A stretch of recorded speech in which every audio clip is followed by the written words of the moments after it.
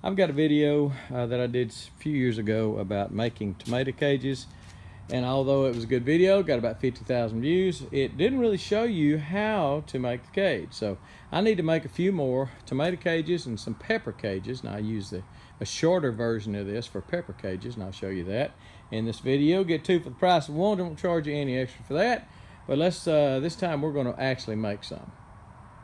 Now personally, I like a tomato cage that's about 19 inches in diameter. Around 19 inches in diameter. And it, some of the big varieties, indeterminate varieties, will fill that sucker up, and you'll be glad you had a 19 inch in diameter. But if you want to save some money, you can make a 19 inch tomato cage is made from 5 feet of concrete reinforced wire. It's also called remesh. If you want to make one out of 4.5 feet of wire, it's going to run you about 18 inches in diameter, and 4 feet of wire will run you about 16 inches in diameter. Let me see if I can find one. That's 4 feet. So 4.5 feet of concrete wire will get you a cage that's about 16, 17 inches, something like that. It's maybe a little out of round. Yeah, it is. That's 18 inches that way. So how much wire you cut off will determine, obviously, the diameter of your cage. We're going to make some 19 inch cages, tomato cages, which are 5 feet of wire. So buy your wire. It's 5 feet. As far as I know, all concrete wire is 5 feet tall, or 5 feet. You can make a 5 foot tall cage. And lay it out. Best way to do that, put something heavy on one end. Hopefully Southern Pacific ain't gonna miss that too bad. Mark off 5 feet, which is going to be 10 squares. These squares are 6 by 6, so 5 feet should be 10 squares. So that's 5 feet, and we're going to cut it off right there and roll it out 5 feet. Now be aware, when you cut that, it has been in a roll for quite a while. It wants to go back into a roll, so it's going to roll back at you and it can scratch you, so be careful about that. Let's cut it. Best thing I found to cut it with is just a pair of bolt cutters. You can grind it, you know, with a grinder if you want to, something like that, but bolt cutters work really, really good and fast.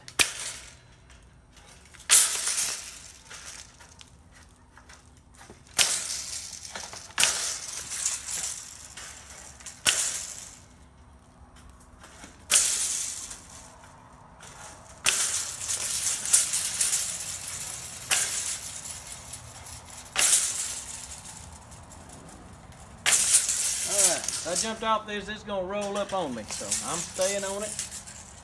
And I'm gonna gradually let it come back this way, because it does want to roll back up.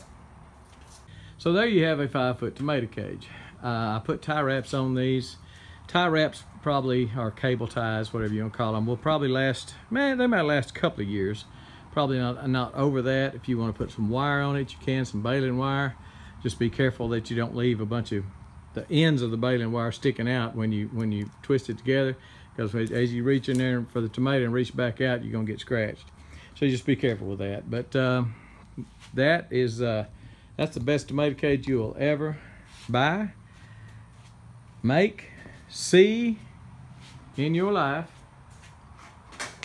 And I told you a while ago, this is going to be this is one of my older pepper cages. It's about 2 feet tall, something like that. And this is what I was talking about. I would cut the wire a little longer, where I leave that on purpose to bend it back through instead of tie wrapping it.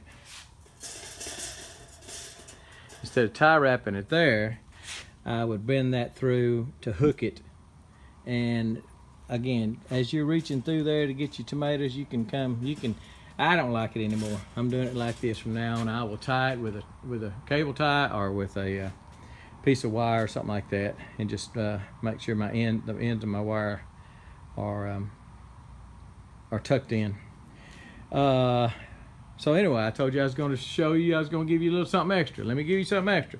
This is a tomato cage. So how do I make pepper cages? Let me just show you what I do. So for a pepper cage, I want about 2 feet, 2.5 feet. So I'll come in here and cut this out.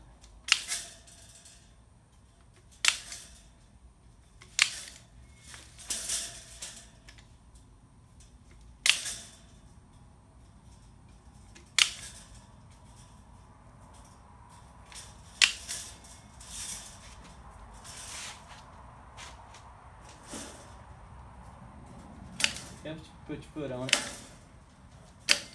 So there's my 2 pepper cages.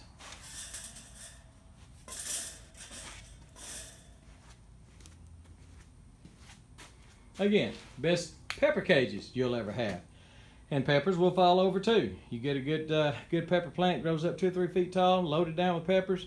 It's got to go somewhere, and that will keep it from falling. Still got plenty of room to reach in there and pick. And that's why I like these so much.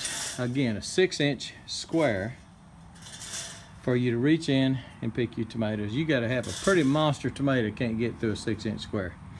That'd be about a 3-pounder. So on the bottom, you'll notice it has some spikes because I cut this one in half. And you can't trust those spikes to hold up your pepper plant. Good wind comes, and if your pepper plant's loaded, it's just not going to hold it up. So what you'll do is stick that in the ground, but then come in here with a piece of rebar. I use, or you can use a stake. If you got tomato stakes or something like that, stick. I use a 3/8 piece of rebar, real cheap. Rebar is very, very cheap, and I've got a whole couple of videos on using rebar for stuff. Put a piece of rebar down in the ground right next to this, tie a string around it, wire around it, tie wrap around it, whatever, and then the thing is stable. It's not going anywhere. You can have it loaded down with peppers, still get a good gust of wind, and it ain't going nowhere. So there's some great tomato cages, some great pepper cages, and you can't go wrong using these. If you don't think you want one that's quite this big in diameter, then instead of using 5 feet of wire, when you roll it out, use 4.5 feet or 4 feet. You might want to experiment with just how big. I like the tomato cages using 5 feet of wire, 5 foot length of wire. But pepper cages don't necessarily have to be that big. Pepper cages, you could get by with 4.5 feet or even 4 feet of wire, and that will save you a little money. Now, that roll is about 150 feet long. I think you can buy smaller rolls at the hardware, at big box store, Lowe's, Home Depot, stuff like that. 150 foot piece of wire, a roll of wire like that is going to make you a ton of tomato cages. So split it with somebody. If you don't need quite that many, split it with somebody. But just be careful when you're rolling it out, and when you cut it, it's going to roll back on you. It definitely wants to come back and look just like that.